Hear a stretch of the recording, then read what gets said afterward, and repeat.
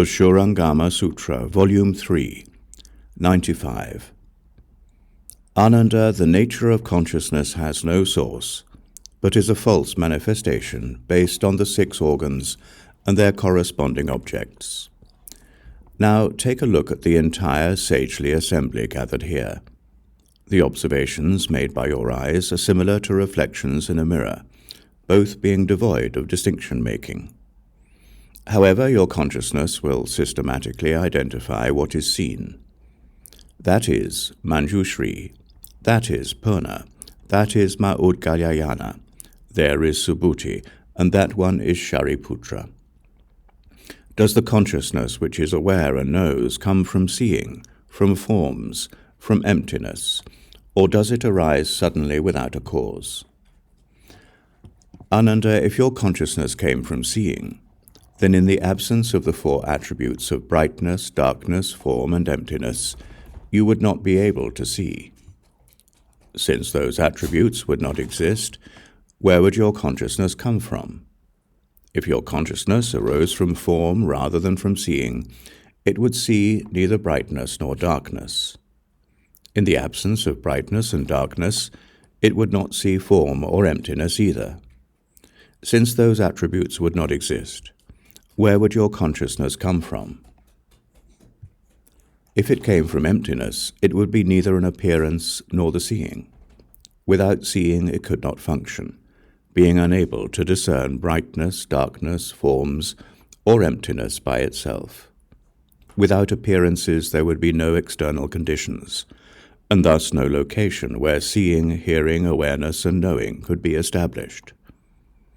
Being located at neither of those 2 places, the consciousness would be empty, as if non-existent. If it did exist, it would not be a phenomenon. Even if you could exercise a consciousness, how would it discern anything? If it suddenly comes forth without a cause, why can't you discern the moonlight within the sunlight? Investigate this even more carefully. Discriminate it in detail and look into it. The seeing belongs to your eyes. The appearances are considered to be the environment. What has an appearance exists. What lacks appearances does not. What then are the conditions that cause the consciousness to come into being? The consciousness moves and the seeing is still. They do not mix and unite. Smelling, hearing, awareness, and knowing are the same way, nor could the condition of consciousness exist spontaneously without an origin. If the consciousness pertaining to the mind did not come from anywhere, the same would be true of the natures of the seeing, hearing, awareness, and knowing, which are all complete and tranquil, and do not come from anywhere. They, together with emptiness, earth, water, fire, and wind, are together called the 7 elements. Their natures are true, perfectly fused, identical with the treasury of the Tathagata, and fundamentally devoid of coming into being and ceasing to be. Ananda, your mind is coarse and shallow, and so you do not perceive that seeing, hearing, and the resulting awareness are treasury of the Tathagata. Contemplate these 6 locations of consciousness to see whether they are identical or different, empty or existent, neither identical nor different, or neither empty nor existent. You still do not realize that in the treasury of the Tathagata, the nature of consciousness is bright knowing. Enlightened brightness is the true consciousness. Wonderful enlightenment is tranquil and pervades the Dharma realm. It encompasses the emptiness of the 10 directions and issues forth from it. How could it have a location? Whatever manifests does so in compliance with karma. Ignorant of that fact, people of the world are so deluded as to assign its origin to causes and conditions, or to spontaneity. These mistakes, which arise from the discriminations and reasoning processes of the conscious mind, are nothing but the play of empty and meaningless words.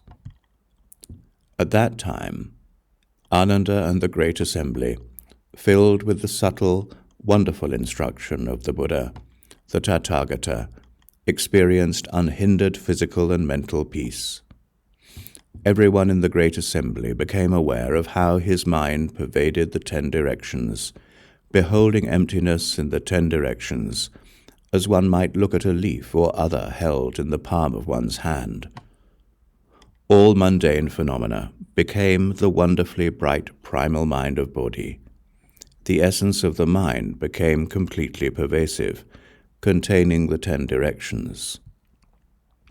Each person regarded his physical body as being like a particle of dust blown about in the emptiness of the 10 directions, sometimes visible, sometimes not, or as being like a single bubble floating on the clear, vast sea, appearing from nowhere and disappearing into oblivion. Each person comprehended anew personally the fundamental wonderful mind possessed by all as being eternal and never ceasing to be. They bowed to the Buddha and placed their palms together, having gone through this unprecedented experience. Then, before the Tathagata, Ananda spoke a Gatha verse in praise of the Buddha. Surangama vows. The wonderful and recondite Dharani, the moveless honored one, the foremost Śūraṅgama king, is unique in the world. It dissolves away my inverted thoughts that gathered through billions of eons, so I needn't endure asamkhya eons to consummate the Dharma body.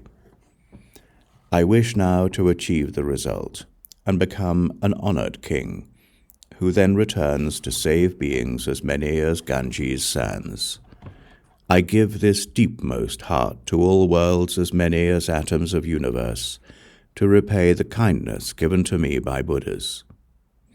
Humbly I ask the Bhagavan to certify my vow to come back to the 5 turbid evil realms, and as long as even one being has not yet become a Buddha, I will never enter nirvana. Great hero with great strength, great kindness and compassion, please further search out and dispel my subtlest doubts. Cause me to quickly attain the supreme enlightenment and sit in way places in worlds of the 10 directions, were even the nature of sunyata, emptiness, to entirely melt away. This Vajra mind will never waver. The end of Volume 3.